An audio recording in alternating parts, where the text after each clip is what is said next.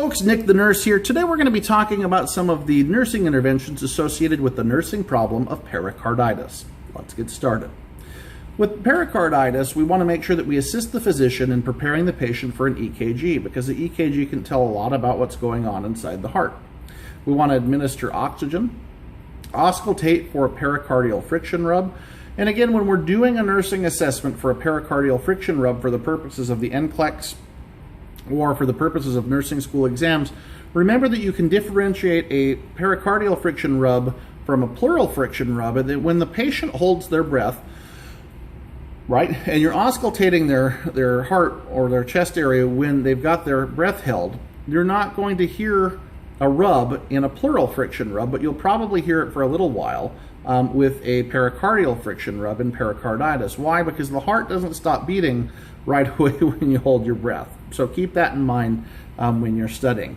Additionally, we want to make sure that we administer antibiotics as ordered, especially prophylactically, as ordered by the physician. We want to administer analgesics because the patient who has pericarditis or an inflammation of the pericardium is going to have some chest pain, right? I know I probably would, God forbid. Make sure that you medicate them as ordered. We also are going to make sure that we administer anti-inflammatory drugs, such as steroids and NSAIDs, as ordered to bring down that inflammation within the pericardium. We also want to monitor vital signs, monitor breath and heart sounds, as we discussed a moment ago, encourage the patient to rest to reduce oxygen demand on the heart, assist the patient and the physician in preparing the patient for pericardiocentesis, if indicated, because oftentimes you can have that accumulation of fluid there, and draining it will help the heart be able to expand and contract normally again.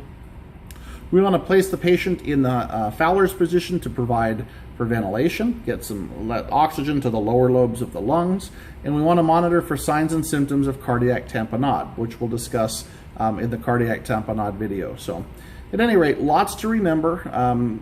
Make sure that you're assessing your patient and providing for interventions on the both in your nursing school exams and on the NCLEX.